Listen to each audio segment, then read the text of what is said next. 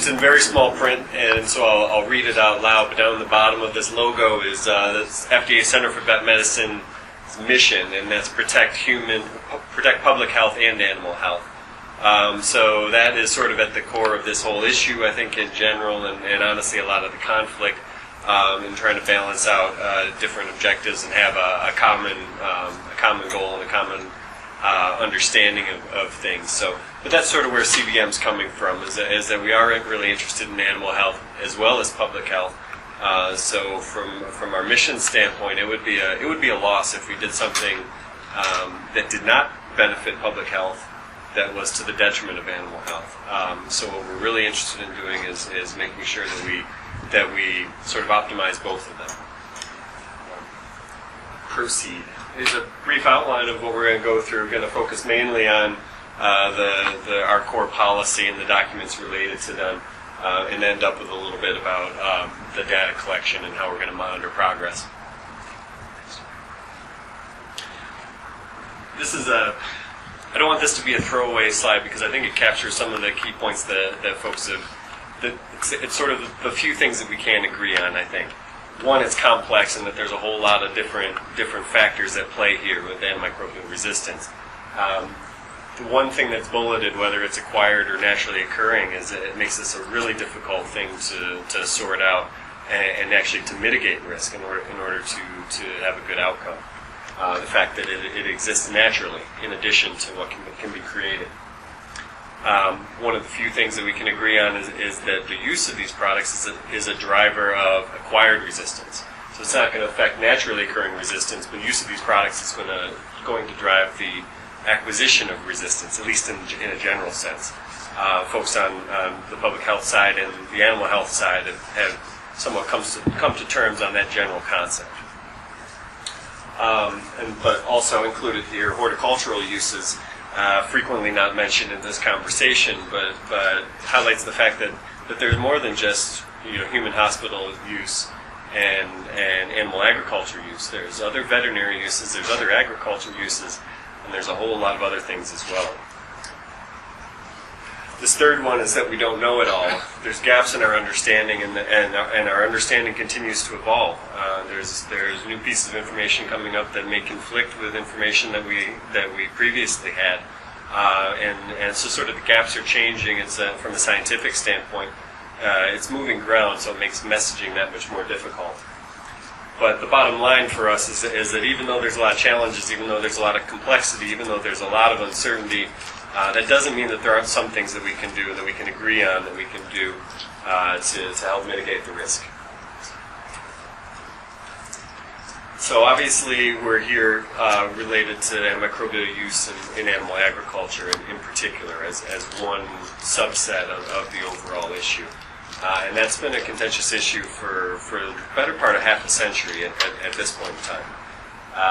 And there's a whole lot of interest from a large number of different stakeholder groups. That's why it's really great that this organization is trying to bring together that huge spectrum of stakeholders for this conversation. And while the debate continues, the debate's not going anywhere. It's not going to be over.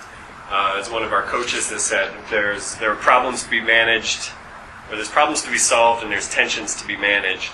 And this probably isn't something that we can solve and check off the box and move on. This is probably something we're going to have to manage. So while the debate continues and while the science continues to evolve, we want to identify some measures that we can do to protect public health and to allow these products to continue to be available. Starting in 2003 with the finalization of a different guidance 152, CPM had a process in place when we evaluate and approve antimicrobial products for use in food animals. It started a process where we evaluated specifically the antimicrobial risk associated with these products. So starting in 2003, any new products, any new molecules, for example, that came on the market were subject to this evaluation. And this is a great step in order to mitigate the risk and to identify appropriate conditions of use for approving those products. The fact of the matter is, though, in 2003, the vast majority of the products available for food animal agriculture were approved prior to 2003. The vast majority of them. There's pipeline issues in both human medicine and animal medicine is a huge deal. There aren't a lot of new products coming on the market. So we acknowledge the fact that while this 2003 Guidance for Industry 152 helps all the products that came on under our evaluation after that point, it doesn't help for the 3 or 4 decades worth of products that have been approved prior to that. So our current focus is particularly looking on the products that predate that evaluation process and making sure that they're updated to the extent that they can with our current understanding. This brings us to our current strategy, which again focuses predominantly on those products that predate that 2003 evaluation. Is that loud enough in the back? Is that better? Could be better. Is it better if I stand here? No? I'll keep trying. So going back to 2010 and even before that, FDA did a tremendous amount of internal review and outreach to a variety of different stakeholder groups to identify a path forward on this issue, given all the complexities and differences of opinion. And we formalized this with a guidance document that stated our overall policy direction. And this was finalized in April of 2012. So getting on a little over 2 years ago at this point in time, we finalized that policy position. The focus was on initiating steps to make sure that these products were used as appropriately as possible. And what we really want to do, again, our mission is to protect public health and animal health, is to make sure that these products continue to be available for animal health needs. And for us, that includes treatment, control, and prevention of bacterial disease. It's from CVM's standpoint, these are all potentially legitimate animal health uses. And the goal is really to preserve the continued availability of these products for both humans and for animals. Our policy can be distilled down to key principles, and basically that the use of medically important products, or products that are important in human medicine, should be used for animal health purposes, for therapeutic purposes. In other words, not for growth promotion purposes. That if the product's important in human health, it should be used for therapeutic uses in animals.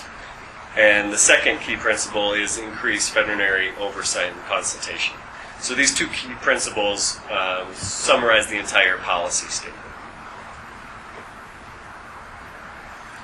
That policy statement is sort of give us an idea of where we wanted to get to. It didn't necessarily tell us how we're going to get there. So kind of embarrassingly, it was a fair bit of work just to get that policy statement out there, get people to agree that was a shared goal, or at least a reasonable goal to move forward. But we followed that up with details on how we're going to implement that policy and how we're going to achieve that goal. I'm going to go through a few of the examples of parts of that implementation plan, but definition and processes, internal, and timelines are key components of that.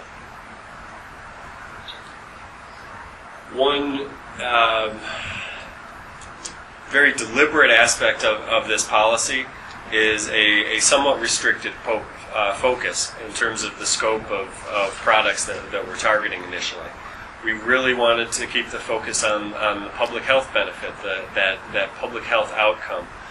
So focusing on medically important products, drugs that are important in human medicine, was a key scoping decision for this policy. And what we did to formalize that scope was to point to that document from that 2003 evaluation period, that Guidance for Industry 152, which contains a ranking of antimicrobials by their importance in human medicine. Our current policy points to that internal document, which already provides a ranking according to importance in public health. Thereby, we keep the focus on the products that have the most benefit or the most risk to human health and the most legitimate concern for antimicrobial resistance of public health importance.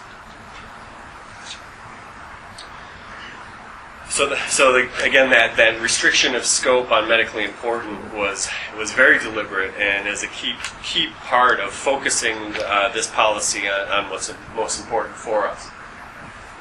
This right here summarizes the 4 criteria by which a product would be affected by this policy, and one is that they're important in human medicine. 2, we restricted the scope to feed and water uses. In other words, not injectables, not intramammaries, not things of that nature, but focusing on feed and water uses for two main reasons. First of all, effectively all the production uses occur in the medicated feeds. Second of all, feed and water uses are really the only applications that are really conducive to widespread distribution. So from the extent of exposure, do you guys need to interrupt me, or you, Eric, good in the back? Yeah. From potential for a large extent of exposure, feed and water uses were the reasonable first target for, as opposed to injection and intramammary uses, which have to be administered to individual animals. So our scope is restricted by the class of product, whether they're important in human medicine, and the route of administration, focusing on feed and water uses. And then any product that's available over the counter, we'd want to be shifted over to involve veterinary oversight, prescription, or veterinary feed directive status. And then any products that fall under that category that have production uses, we'd want those production uses to be removed. So we're looking at our inventory of products approved. This boils down to essentially 7 classes of products that are approved in food-producing animals that have products that meet these 4 criteria. Many of these are commonly used products. Tetracyclines, tylosin, for example, commonly used products. So we're not going to underestimate the significance of this impact. But there are a number of products that are not affected by this. For example, fluoroquinolones aren't affected, Baytril and such. The reason for that is that they already involve vet oversight and they're not administered in feed or water. So they effectively, from FDA standpoint, are already appropriately labeled and used. Other things such as ionophores are not on this list. And the reason for that is that they're not considered medically important. They're not considered a risk for public health. So this, I won't bore you with reading through this, but these 7 classes of products, there are products in the 285 or 283 products left. They all fit into one of these 7 classes.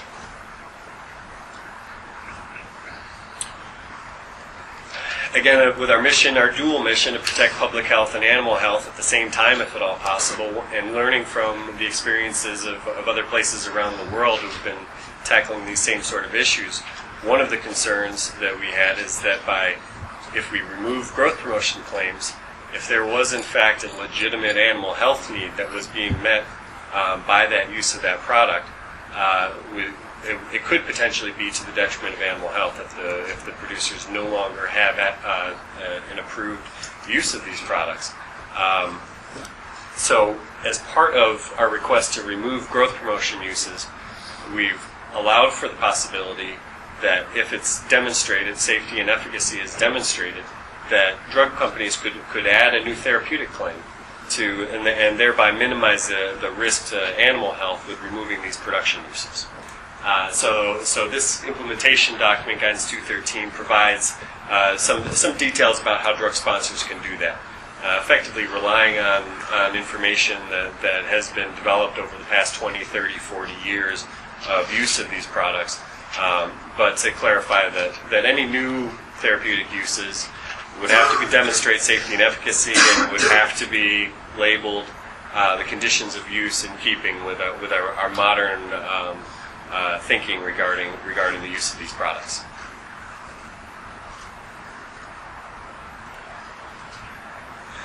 This is the timeline issue with implementing this strategy is particularly timely, I guess, here to speak. As Eric pointed out, just last week we crossed a threshold in terms of publicly summarizing our input from this initial 3-year period. FDA asked for drug sponsors to give us an early indication of their intentions to engage in this process, so we could have a feel for how this was progressing early and could make plans accordingly. The discussion around the communications angle to this all has highlighted the increased significance that this little piece of the entire process took on in terms of the public outreach. Our initial intent by asking drug sponsors to let us know their early intention was mainly for internal planning purposes, but many people in the public saw increased value in this, and so effectively we had very, very good news in terms of the response we got from the drug companies, and as far as CBM is concerned, we're ecstatic with the response that we received. And we think and we hope that this has gone a long ways to countering some of the skepticism that the drug companies and the animal ag industry in general are on board with tackling this issue seriously. So effectively, we have some pretty high numbers if you're into stats. Of the 283 applications that are currently affected, the 25 drug companies that agreed to engage account for over 99% of those. And when we look at the total sales of those products, we're brushing up pretty close to 100% there. So in terms of the significance of this early level of engagement, this is a really good indication. Proof's in the pudding. I spent a little bit of time in the show me state, and I'll believe it when I see it. But this is a really good first start. And the 3-year time frame is really where the proof comes in. How much of this is completed at the end of 3 years? And we really believe that all this can be done within the 3-year period. The reason we proposed 3 years was to put a definite timeline or horizon on when we want these changes to be completed, but to allow time for transition and ultimately for impacts on animal agriculture on the ground to be minimized to the extent possible. A key deliverable within this 3-year period, which again is intended to minimize disruption on the ground, is the streamlining of our regulations related to the veterinary oversight of medicated feeds. So I'm going to talk about that for a little bit from here.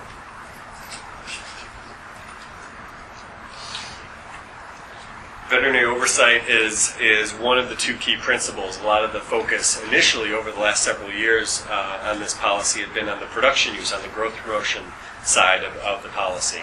But the second principle, in terms of increasing veterinary oversight of these products, we believe is a critical part of it, and this fact is being highlighted more and more recently. The primary objective was to involve the veterinarian in the decision-making process.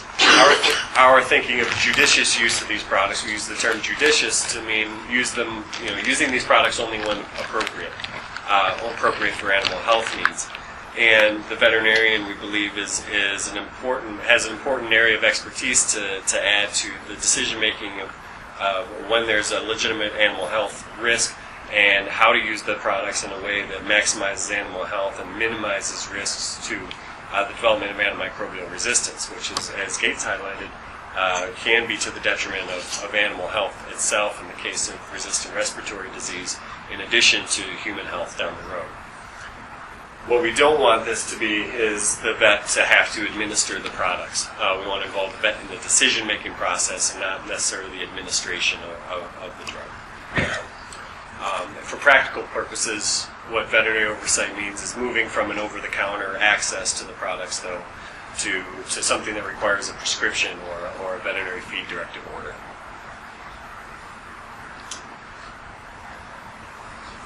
These 2 bullets here highlight a relatively arcane but important distinction, which is the distinction between FDA and Congress. So FDA, we're on the executive branch, which I didn't really appreciate, at least as much in practice, but on the executive branch we enforce the laws, or we execute the laws.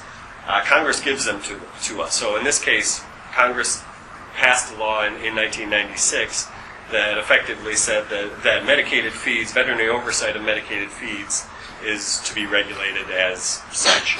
And this is in contrast to a prescription status. So, I point this out to say that there's things that are happening related to the regulation of these products in animal agriculture that have something directly to do with FDA, But there's things that go beyond that to Congress as well, and the implications are relatively vast, because Congress's mission is not necessarily to protect public and animal health. Anyways, the timelines we're looking at are 1996 and 2001, so relatively recent in the grand scheme of the use of these products, and very, very limited experience. There's only 2 or 3 products that are currently under that status. What we found when we looked at this seriously is that there was a lot of efficiency issues related to the current process. And there's not a lot of experience with that process either, so the combination of those 2 things led us to believe that if we're looking for widespread use of veterinary feed directive status, there could be some huge impacts on the ground. So we looked at everything involved with our regulation of veterinary feed directives and are trying to streamline that process.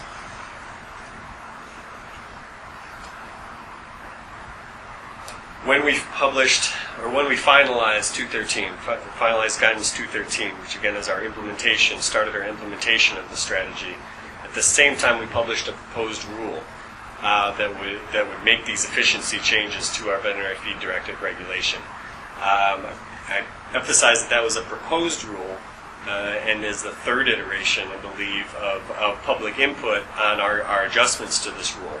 And this has been broad public input from public health stakeholders, from the feed industry, from animal ag, from universities, from all across the spectrum. But it's not final yet. We have one last round of input, but we need to finalize this regulation as soon as possible in order for drug companies to actually move their products over to this marketing status. There's 3 major provisions in that proposed regulation. One of them involves deferring to the states for regulation of veterinary oversight in the practice of medicine. This is a very important part of this process. In the case of prescriptions, in human or in animal, FDA does not regulate the prescription of aspect. That's a state regulation. That's a state board of pharmacy issue for the most part. And similarly, in a lot of other respects, in veterinary medicine, the State Board of Medical Examiners is the primary regulator of veterinary practice. So one of the major provisions was for FDA to appropriately defer to the individual states to do what is most appropriate in that state. And we believe that this is for the better of the individual states involved and the ag industries within those states and the veterinary profession in general. The second major provision involves allowing continued access to these products.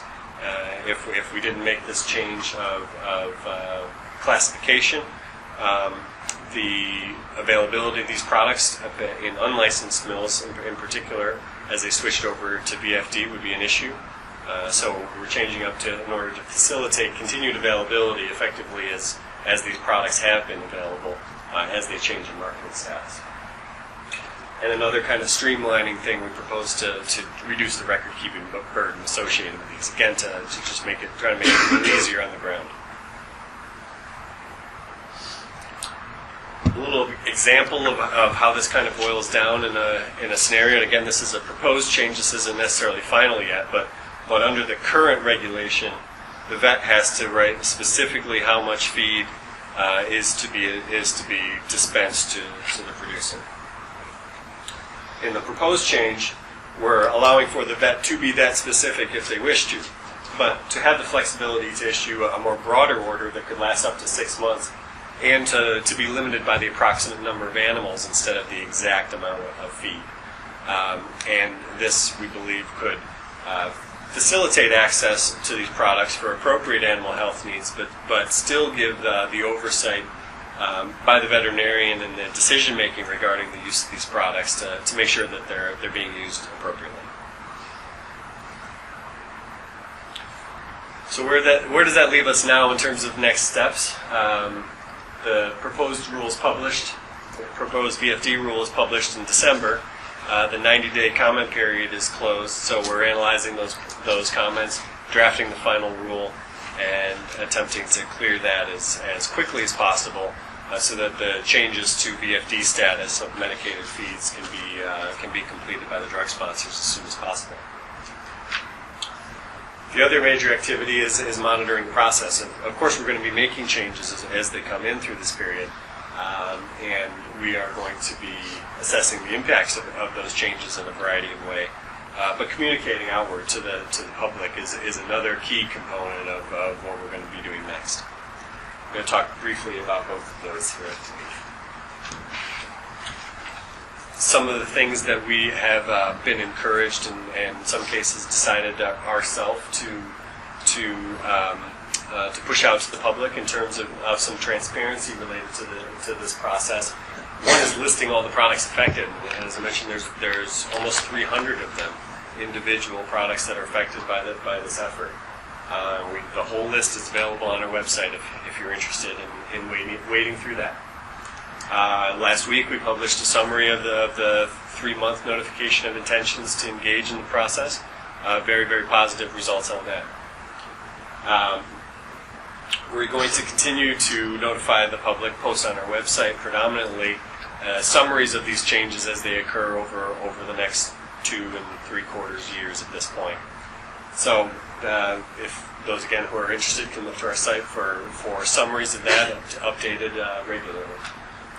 And at the end of that 3-year process, we're going to evaluate the rate of success, consider new information as it's available, whether it's science, public perception, or otherwise, and evaluate our next steps from there.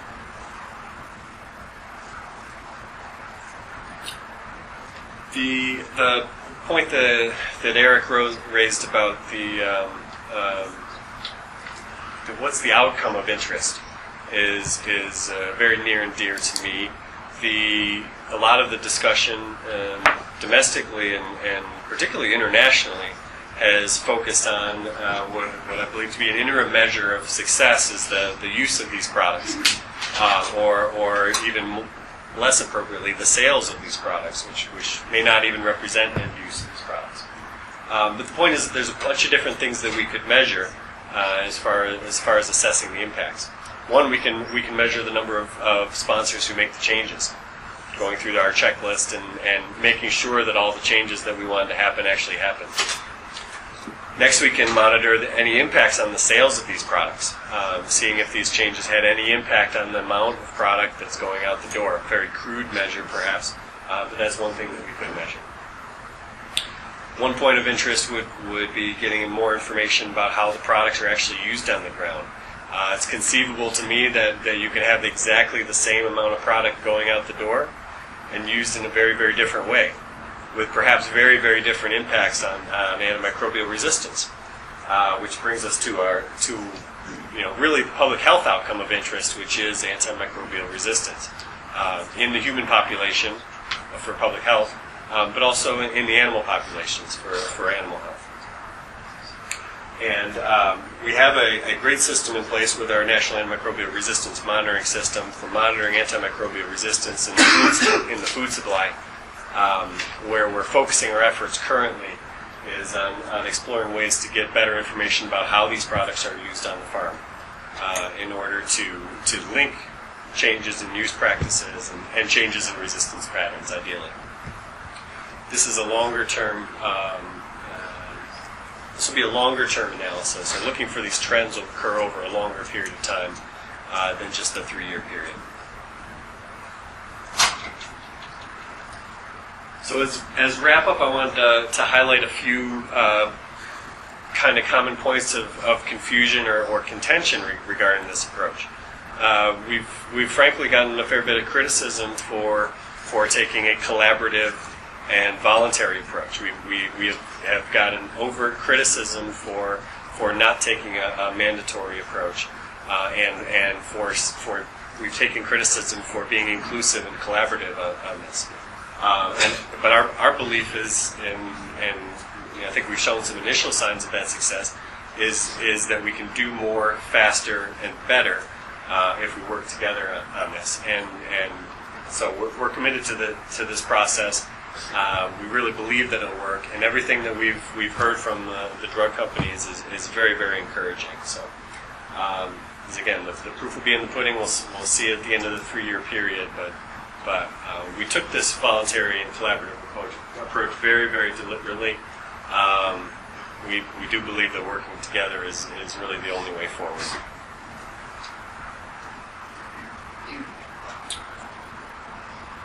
The role of the producers and the veterinarians in this is also brought up a few points of confusion. Our primary request is for the drug sponsors, actually. So this is a request to the drug sponsors to voluntarily change how their products are approved and labeled.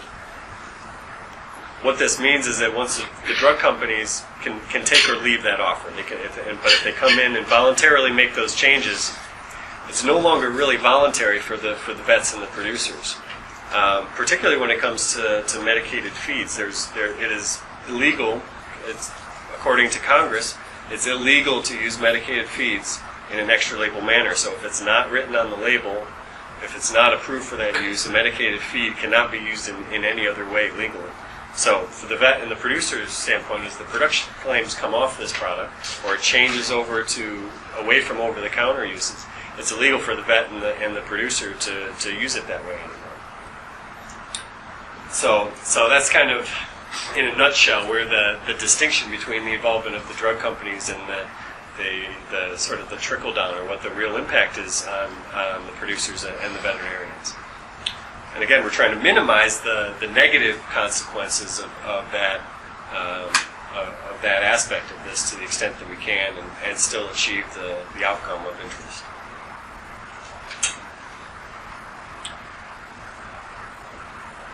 As I alluded to earlier, I think that we've already seen a shift somewhat in just over the last several months in some of the public discussion on this topic.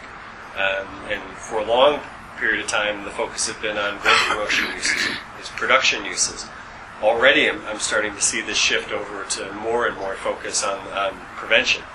And CVM's policy very specifically treated prevention uses as potentially a legitimate animal health need. And frankly, a lot of our stakeholders didn't like that and don't like that. So there's a lot of focus on prevention uses as a potential loophole to this. So our implementation document 213 provides our current thinking on what judicious prevention use and what appropriate prevention use is going to mean. And it really boils down to demonstrating a legitimate risk that a bacterial infection will occur, and that using the product is going to help. And there's a number of different things that we expect the veterinarian to consider. But basically it boils down to we don't expect, or we don't think it's appropriate for these products to be used just as a general course, as a reflex, as a habit, but that they're used deliberately and appropriately as possible. We've been provided a numbered list in our guidance, highlighting some of the key points that we believe the veterinarians will likely consider, when deciding whether a prevention use is appropriate or not. Stepping away from that for a moment, though, we FDA, we're relying on the veterinary profession. There's a reason that we wanted to involve the veterinarians in oversight of these products is because we think that they genuinely can do a good job at that they can genuinely provide a benefit in terms of making sure these products are used appropriately. There's obviously a lot of concern about that and how that's going to pan out, but we really have a lot of faith in the profession and are relying on the veterinary profession to rise to the occasion here. So I'll end on that and open up to any questions. I think that there's a few horrible long URLs. Hopefully they're hyperlinked somewhere so that you don't have to copy them down. We're not in control of our web addresses. They're given to us. Any questions? Have I lulled you all into complacency? I have one question. You spoke earlier about, I think you talked about a think tank looking at assessing metrics. Can you talk a little bit about that? So a couple different things. One is that we are formally engaging with USDA and all of our NARMS partners, effectively the 3 different USDA agencies: APHIS, FSIS, and ARS, as well as CDC. And we are formally attempting to develop approaches to collect useful information about the way these products are used on farm, and leveraging our existing systems. And there's quite a few existing systems that collect data on the way these products are used. APHIS has a number of different things in their portfolio, not the least of which is the National Animal Health Monitoring System. But ERS has data, and there's a number of other sources of information and resources that we're hoping to leverage. And by working together, including CDC on this and the various aspects of USDA, and expanding outwards to more broader public outreach on a proposal that we come up with is really our intent there. Ideally, we want to link it to changes in antimicrobial resistance, though. So, as you pointed out earlier, really the public health outcome is resistance. So we don't want to get focused just on the way the products are used necessarily, with the exclusion of resistance. What we did find when we looked through the literature in our initial assessment, though, was that there actually is not a good analytic tool or an analytic method for essentially wedding those two things together from an analysis, from a statistics standpoint, at least on a national level, on a population level. So in addition to working together through with CDC and USDA, we submitted a proposal for an additional working group to basically get some hardcore mathematic modelers together to develop a new analytic method. So to me, I take that I hold that up as evidence of our commitment to take a science-based approach. When even in the absence of an existing science, we're looking for ways to create the information that we need to make intelligent, risk-based decisions, if at all possible, and to not rely, when possible, to not rely on fear and precaution. The DFD, Craig, for cattle veterinarians is going to be a real educational effort. And I know you have no way of predicting when the final DFD verbiage will come out, but it's going to be really important that it's sooner rather than later. Thank you, and the more you can do to encourage others, perhaps that may be about in the clearance chain. If your organization does have some interfaces with folks that may facilitate the clearance process, and others that do, we encourage that message to come across. One other component of that issue, the training, the education, the outreach. To some extent, we can't do a lot right now because it's still in proposed form. It's not final yet.